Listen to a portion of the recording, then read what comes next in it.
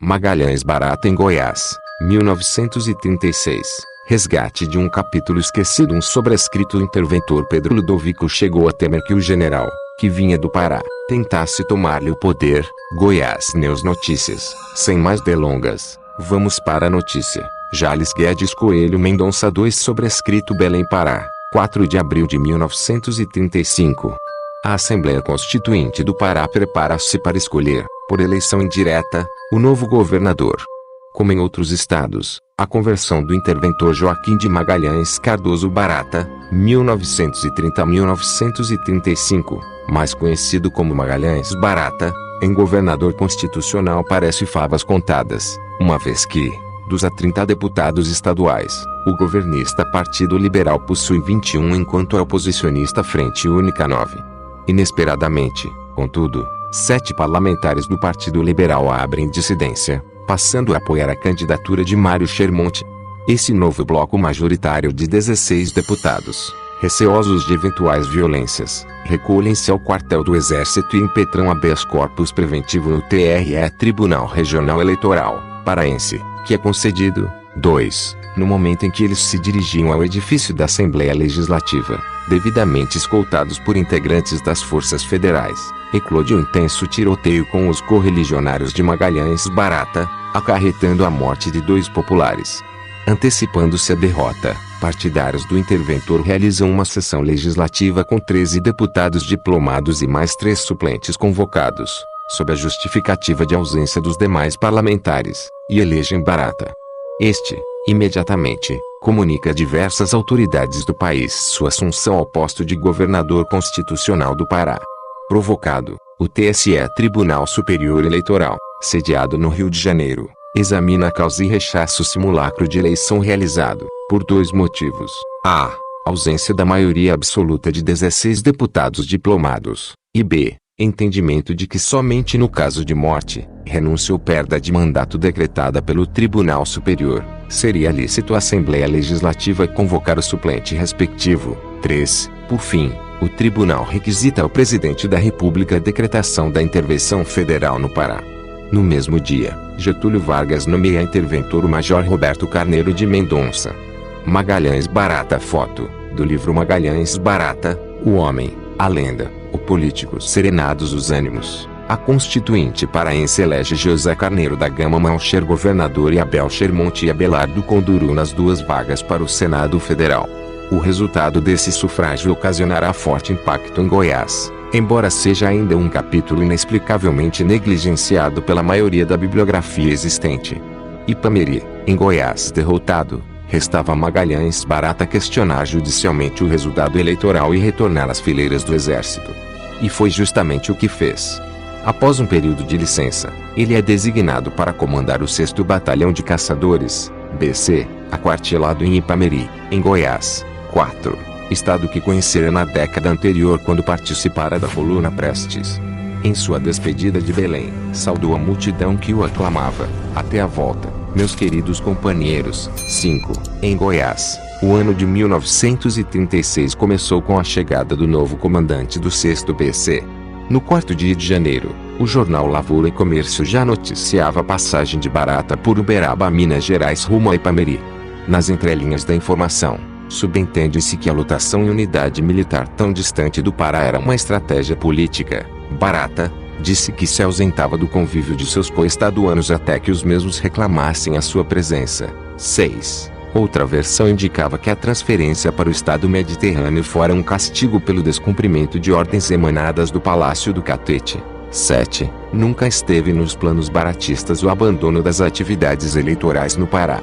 Indagado se pretendia deixar a política, respondeu peremptoriamente: em absoluto. Tenho no Pará um partido organizado com 3 representantes na Câmara Federal, 13 na Assembleia Legislativa do Estado, 6 vereadores no Conselho Municipal de Belém, empatando com o governo que fez 6 na chapa de 12. 8. Em complemento, frisou que sua legenda abrigava ainda vários prefeitos, além de um contingente de aproximadamente 25 mil eleitores. E concluiu: não posso desertar do posto em que me colocaram os amigos que me deram toda essa força política que tenho hoje no Pará. Estou integrado no exército a que pertenço, trabalhando pela sua eficiência com toda dedicação, mas sem esquecer os amigos que deixei no Pará. Em maio de 1936, após mais de um ano da intervenção federal paraense, Barata atestou seu grau de inconformismo com o desfecho dos eventos ao requerer no STF, Supremo Tribunal Federal, uma vez mais, sua reintegração ao cargo de governador. 9. Mesmo atento aos acontecimentos de sua terra natal, as primeiras atitudes de Magalhães Barata em Goiás logo evidenciaram que ele não acomodar-se apenas ao expediente burocrático da caserna.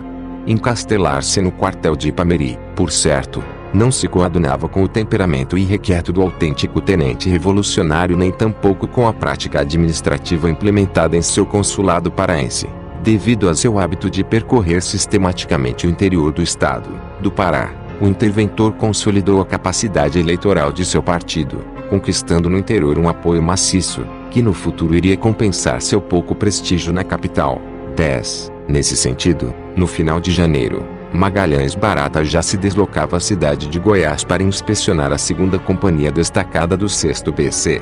Embora cortejado pela população vilaboense, sobretudo em razão do restabelecimento da navegação do rio Araguaia quando chefiou o Poder Executivo do Pará, o sincero militar expressou sua diminuta afeição pelo espaço urbano da antiga capital. Goiás é uma cidade sem conforto e que recorda, pela sua fisionomia, a modalidade de um passado que já vai se perdendo nos longes do tempo. 11. Em contrapartida, ao visitar Goiânia, no retorno a Ipameri, Barata manifestou todo o seu entusiasmo pelo novo empreendimento. Aplaudiu o audacioso gesto do governador Pedro Ludovico tal qual um rubro mudancista e concitou a população do estado com a seguinte mensagem: ajudem-no todos os goianos de todas as correntes políticas a levar a termo este notável empreendimento que dentro de alguns anos será motivo de maior orgulho e contentamento para os filhos do Brasil Central. 12. Durante a iludida estadia na cidade de Goiás, além da diligência castrense, Barata proferiu uma concorrida palestra no Palácio de Instrução, enfocando 5 pontos de sua administração no Pará, 1930 a 1935, saúde pública, instrução, viação, distribuição da justiça e moralidade administrativa. 13. Aproveitando o ensejo, o jornal oposicionista A Coligação realizou um cotejo entre as gestões dos interventores de Goiás e do Pará. Magalhães Barata criou, no Pará, 700 escolas, 80 postos médicos, restabeleceu a navegação fluvial, construiu estradas, aumentou a arrecadação, pôs na cadeia os maus funcionários. Em compensação, em período maior, o senhor Pedro Ludovico não criou, em Goiás, escolas, nem postos médicos, nem auxiliou a navegação, não puniu os maus funcionários, não abriu estradas, não conservou as existentes, mas quase construiu 2 prédios no Chapadão de Campinas. 14. Pouco depois de sua chegada a Ipameri, Magalhães Barata se desentendeu com o prefeito Joaquim Peclat. Eis a versão apresentada pelo cidadão Manuel Martins Fontes a Pedro Ludovico, ocorrendo uma divergência sobre os limites de um terreno urbano entre um popular e um militar. O comandante do 6º BC resolveu intervir em favor de seu subordinado, mandando prender o civil no xadrez do quartel. Instado pela família do preso, Joaquim Peclat procurou então Barata, que recebeu mal e até destratou o prefeito, motivando assim uma queixa deste ao comandante da 2 Região Militar, o qual atendeu imediatamente, ordenando a um coronel que aqui se encontra escalado a serviço de engenharia, para sindicar o caso. 15. O missivista afirmou ainda que era voz geral em Ipameri a correção das atitudes do prefeito e emendou: o comandante Barata tem se manifestado um tanto arbitrário e procurado até impor ao prefeito sobre atos atinentes ao governo civil da cidade. Tudo isso devido a manobras políticas da corrente aristidista. 16. O que está criando uma situação asfixiante para este município. Embora sem revelar o nome da suposta vítima, o memorialista Jaime Câmara registrou que Barata mandara raspar a cabeça de um prefeito, de Ipameri, cuja retirada da cidade determinara. 17. Semelhante método baratista fora empregado anteriormente no Pará em desfavor do deputado Genaro Ponte de Souza.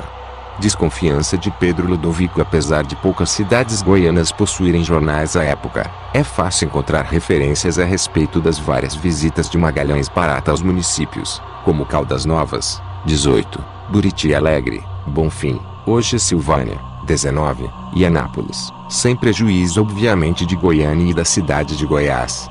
Em verdade, como visto, o costume de percorrer o interior foi apenas replicado em Goiás. Entretanto, o governador Pedro Ludovico e alguns de seus aliados interpretaram com desconfiança o procedimento adotado. Em todas as localidades visitadas, o dirigente do único batalhão das Forças Armadas sediado no estado de Goiás recebeu invariavelmente excelente acolhida da população em geral e das autoridades em particular.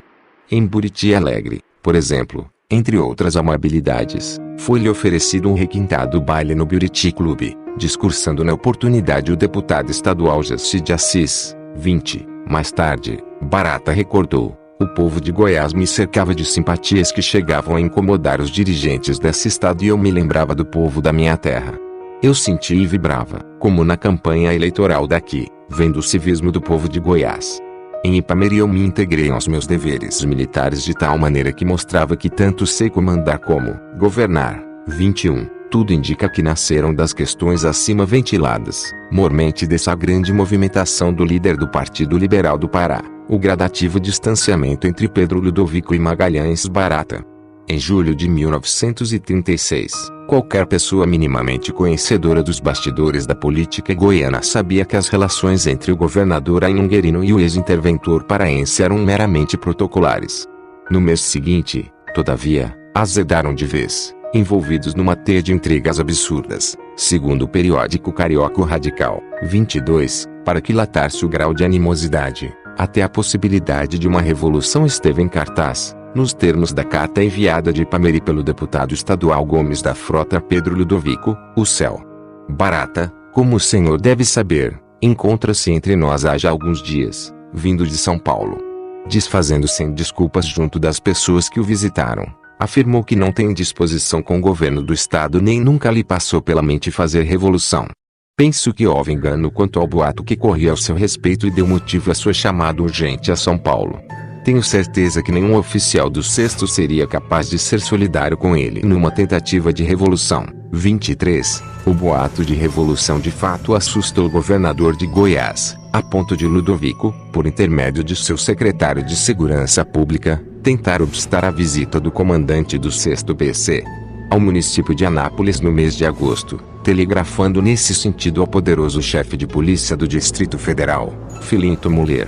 E não obstante, amparado por uma permissão do general da 3ª Brigada, Magalhães Barata não vacilou em arrastar para o marco final da estrada de ferro Goiás um contingente de aproximadamente 200 homens, no intuito de oficialmente realizar exercícios militares. 24. Nos 4 dias em que permaneceu em Anápolis, 10 a 14 de agosto de 1936, diversas homenagens foram prestadas ao batalhão do Exército, a começar pela prestigiada chegada da tropa na estação ferroviária.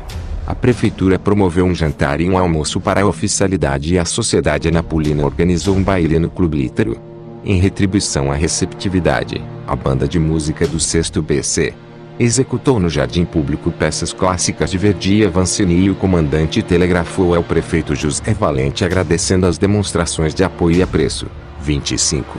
Na manhã de um dos dias, Magalhães Barata ainda arranjou tempo para convidar os estudantes nos colégios. Moços e moças vão saber como vivem os soldados em acampamentos. 26. Teria dito.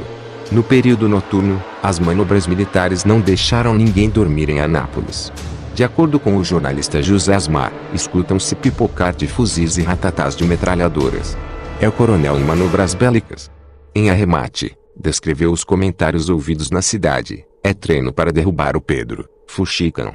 Os registros militares acerca das atividades do 6º BC em Anápolis convalidam a demonstração de força. A 12, como exercício de vivacidade, foi feito a 1h da madrugada, um alarme simulado. Dado o sinal, foi alertado todo o BC, ficando as subunidades e serviços prontos para entrarem em ação em 15 minutos. 27. No dia seguinte, a fuzilaria continuou. A 13, pela manhã fez exercício de combate, constando de uma progressão sob o fogo do inimigo.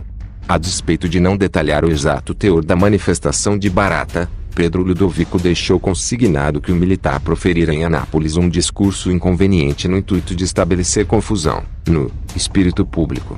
A cogitação de revolução para derrubar Ludovico não encontrou limites no seio dos partidários do governo e na literatura mudancista, convertendo-se até em confusa fabulação ou mesmo variação antecipada da Operação Proteção. 28, só que em pleno Rio Araguaia, a frota de Emílio Cleiman, constituída de 8 barcos a óleo cru, aguardava ordens abaixo de Aranã, para transportar os contingentes que deveriam ser transportados a Belém, porque o céu Barata fazia já manobras militares nas cercanias de Anápolis. 29. A visita em Anápolis rendeu ainda um encontro com o padre José Trindade da Fonseca e Silva, principal auxiliar à época do arcebispo de Goiás, Dom Emanuel, que derramou sem elogios ao comandante do 6º BC, pretender ofuscar as qualidades do coronel Barata e tentar em vão impedir a da própria luz solar. Homem de um caráter indômito, na trilha de seu dever de soldado, de um só pensamento político e de uma única conduta pessoal. Não se dobra como militar aos conchavos dos políticos profissionais. 30. As palavras soaram como um recado ressentido a algum político. O memorialista Joaquim Rosa assinalou suas impressões acerca do homem que dizia saber governar e comandar. Barata, ao que parece, chegou ao comando do 6º BC já com saudades do tempo de comandante do estado do Pará.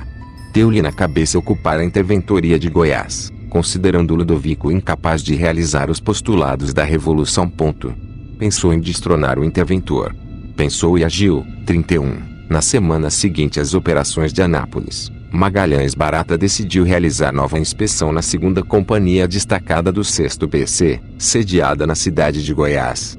Para Bernardo Ellis, o pretexto na realidade escondia seu verdadeiro motivo. Os políticos oposicionistas eram seus amigos. 32. Essa aliança foi igualmente aventada pelo historiador Luiz Palacin. 33. Apavorado com o comportamento de Barata, agora promovido ao posto de tenente-coronel. 34. O governador de Goiás transmitiu ao presidente da República, Getúlio Vargas, no dia 20 de agosto de 1936, um telegrama urgente solicitando o recolhimento do militar. Ante o desconhecimento da opinião pública sobre o documento, encontrado no Arquivo Nacional, Rio de Janeiro, seu conteúdo será integralmente transcrito. Com devida venia venho tratar diretamente Veza. Assunto que intermédio o deputado Laudelino Gomes levei seu conhecimento e que a meu ver exige urgente solução a fim de evitar consequências mais graves. Trata-se Coronel Joaquim Magalhães Barata que frente do 6º BC e Palmeira além criar grandes embaraços ao meu governo no momento atual vem se revelando franco conspirador contra seu governo. Assim é que já tem visitado vários municípios, preferindo sempre aqueles em que o núcleo oposicionista é maior. Ultimamente, apesar das ponderações feitas pelo diretor segurança ao chefe Polícia Distrito Federal sentido evitar realização seu propósito, levou pessoalmente batalhão sob seu comando fazer manobras município Anápolis onde consta proferir o discurso inconveniente intuito estabelecer confusão espírito do povo. Acabo ser informado o referido oficial segue destino velha capital Goiás precisamente momento ser votada a Assembleia Legislativa lei determina a mudança definitiva sede governo. Como Veza sabe, existem ali elementos que se opõem à realização a esse magno problema meu governo e que octares tempos se acham intimamente ligados àquele oficial. Estou convencido sua viagem obedece plano previamente delineado de preparar um ambiente hostil à mudança, tanto assim que ora se lhe prepara ali festiva recepção. Nestas condições sou obrigado a solicitar vez seja determinado seu recolhimento como medida de prudência ante melindrosa questão, cujas consequências não se podem prever. Esperando que vez atenda a meu pedido, apresento atenciosas saudações. Pedro Ludovico, Governador Estado. 35. Extrai-se da leitura do elucidativo telegrama que Pedro Ludovico interpretou as visitas de Magalhães Barata ao interior como ações desestabilizadoras de sua administração. Alegou a votação da lei da mudança da capital na Assembleia Legislativa muito mais para fortalecer sua argumentação, demonstrar a excepcionalidade da conjuntura e granjear a simpatia presidencial do que para realmente ver aprovada a matéria, tanto que a citada lei nunca foi aprovada, mesmo quando o governo possuía maioria segura no parlamento. A transferência para Goiânia ocorreu pela edição de um mero decreto, que extraía sua força normativa da Constituição Estadual de 1935. 36. Tudo leva a crer que Getúlio Vargas limitou-se a encaminhar o expediente ludoviquista ao ministro da Guerra. 37. Naquela conjuntura, o mandatário do Pará, José Malcher enfrentava dificuldades políticas e Magalhães Barata tornava-se peça-chave em um acordo de pacificação costurado pelo próprio presidente da República. Um modus vivendi inclusive poderia guindar o comandante do 6º BCE vaga de Abelardo Conduru no Senado Federal. 38. Sobre o assunto, o periódico carioca O Globo publicou um telegrama de Barata. 39. Começava a surtir efeito a estratégia de isolar-se no Cerrado Goiano. Como era praxe em todos os municípios do estado de Goiás visitados, novamente o ex-interventor paraense recebeu boa acolhida na antiga capital, sendo recepcionado por uma comissão. 40. Na praça principal da cidade. Ao discursar, Barata defendeu a cidade e fez acusações contra Pedro Ludovico. 41. Segundo Jaime Câmara, Pedro Ludovico, irritado com as intervenções baratistas na cidade de Goiás e sempre avesso a qualquer interferência de estranhos na política estadual, teria determinado ao dirigente da Polícia Militar, Arnaldo Sarmento, e a outros oficiais que prendessem Magalhães Barata em qualquer circunstância, quando passasse por Goiânia. 42. De acordo ainda com Câmara, a prisão só não se consumou porque, avisado a tempo, ele mudou a rota de seu itinerário. Verdade ou não, o suposto acontecimento apenas prenunciava os sérios conflitos entre a polícia militar e o exército, um dos quais de consequências fúnebres, bem como a tensão que marcava o ambiente vivido. O próprio conteúdo do telegrama de Pedro Ludovico enviado ao presidente da República reflete o exaltado estado de espírito do governador no dia 20 de agosto de 1936 e o grau de desconfiança relacionado a tudo que envolvia o nome de Magalhães Barata. Por fim, a participação de Barata, até hoje praticamente desconsiderada pela bibliografia existente, representou o destacado pano de fundo do conflagrado mês de agosto de 1936. Mas não só ela. Além da tramitação do projeto de lei da mudança na Assembleia Legislativa, vários outros eventos, todos eles sucedidos em 1936, precisam ser ao menos conhecidos e posteriormente considerados, a exemplo da prisão do deputado federal Domingos Velasco, analisada no artigo O Estado de Guerra cala a única voz da oposição goiana no Congresso Nacional em 1936, 43. Publicado na revista do IHGG número 27/2016, e o rompimento do deputado estadual Salomão de Faria com o governador Pedro Ludovico, tema este que será objeto de estudo em um futuro próximo. Notas: fragmento de uma pesquisa desenvolvida em estágio pós-doutoral na UFG, ora suspenso, sobre a crise política de 1936 em Goiás. 2. Promotor de Justiça, membro efetivo do Instituto Histórico e Geográfico de Goiás IHGG, e doutor em História pela UFG. 3. A narrativa segue a mesma adotada pelo TSE-SF. Boletim Eleitoral, Tribunal Superior de Justiça Eleitoral, Rio de Janeiro, 10 de abril de 1935, página 935 a 936. 4. CF.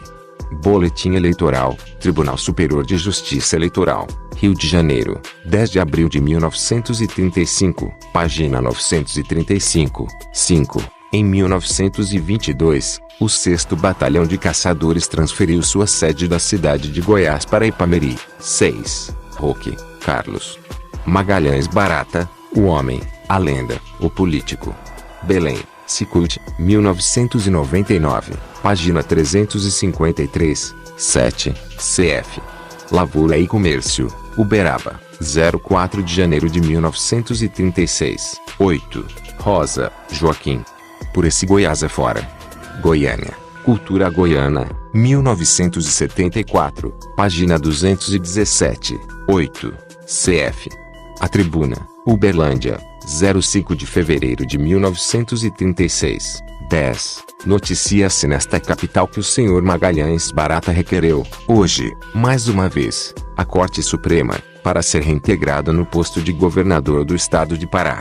CF. Correio Paulistano, São Paulo, 15 de maio de 1936, página 0111, FGV, Kipdoc. Dicionário Histórico Biográfico pós-30 coordenação, Alzir Alves de Abreu, et al. Ed. Rev. E atual. Rio de Janeiro, FGV.I,Kipdoc, 2001, v. I, página 512, CF. Correio Oficial, Goiás, 11 de fevereiro de 1936, 13, CF. Correio Oficial, Goiás, 11 de fevereiro de 1936, 14, CF. Folha de Goiás, Goiás, 09 de fevereiro de 1936, 15, CF. A Coligação, Goiás, 11 de fevereiro de 1936, 16, CF. Carta de Manuel Martins Fontes ao governador Pedro Ludovico, datada de 10 de fevereiro de 1936, Ipameri. Datilografada. Documentos avulsos e arquivos pessoais, Pedro Ludovico Teixeira e Venerando de Freitas Borges. AGPEL, 2002, p. 1999 a 2000. CD-ROM, 17. A corrente aristidista refere-se ao grupo do chefe político local Aristides Rodrigues Lopes, 18. Câmara, Jaime. Os Tempos da Mudança. Goiânia, ed. Do autor, 1967, página 233, 19, cf. O CRO, Caldas Novas, 14 de julho de 1936, 20, cf. A Tribuna, 25 de dezembro de 1936, 21, cf. Buriti, Buriti Alegre, 21 de junho de 1936, 22, Roque, Carlos. Op. City, página 372, 23, cf. O Radical, Rio de Janeiro, 27 de agosto de 1936, página 02, 24, cf. Carta do deputado estadual Gomes da Frota ao governador Pedro Ludovico, datada de 11 de agosto de 1936, Ipameri. Datilografada. Documentos avulsos e arquivos pessoais, Pedro Ludovico Teixeira e Venerando de Freitas Borges. AGPEL, 2002, p. 2224. CD-ROM, 25. Magalhães Barata telegrafou ao prefeito de Anápolis José Valente com os seguintes dizeres: apraz-me comunicar-vos tendo obtido permissão general comandante 3ª Brigada para fazer exercícios acampamento município sob vossa eficiente administração. Deverei chegar dia 26 do corrente, demorando-me até 1º de agosto, com efetivo aproximado de 200 homens. CF. Voz do Sul, Anápolis, 05 de julho de 1936, 26. Ao desembarcar em Ipameri, Magalhães Barata telegrafou o prefeito José Valente nos seguintes termos: comunicando-vos regresso sua sede este batalhão, apraz-me tornar público aos vossos munícipes, quão captivos e reconhecidos eu, oficiais e praças nos achamos para com as distinções e toda sorte auxílios nos proporcionastes como prefeito municipal e cidadão brasileiro, durante nosso estacionamento nas proximidades dessa encantadora e próspera cidade. Peço-vos, em nome do batalhão, que honro comandar, transmitir simpática à população Anápolis entusiastas palmas e agradecimentos, maneiras carinhos fomos aí recebidos e tratados. CF. Voz do Sul, Anápolis, 06 de setembro de 1936, 27, Asmar, José. Oposição também governa, Alfredo nascer na política estadual e nacional. Goiânia, ed. Do autor, 1994, página 63, 28, documento fornecido em 2006 ao autor pelo comandante da 41º Batalhão de Infantaria Motorizado do Exército sediado em Jataí. 29. Operação desencadeada pelos Estados Unidos para apoiar o golpe civil-militar de 1964 que mobilizou a sua frota marítima estacionada no Atlântico. 30. Artiaga, Zoroastro. História de Goiás. São Paulo, Revista dos Tribunais, 1959, página 291, 31, Trindade, Padre. Impressão de uma visita. A Razão, Goiás, 20 de setembro de 1936, 32, Rosa, Joaquim. Op. City, página 217, 33, Ellis, Bernardo. Goiás em Sol Maior. Obra reunida de Bernardo Ellis. Coleção Alma de Goiás, v. 4. Rio de Janeiro, ed.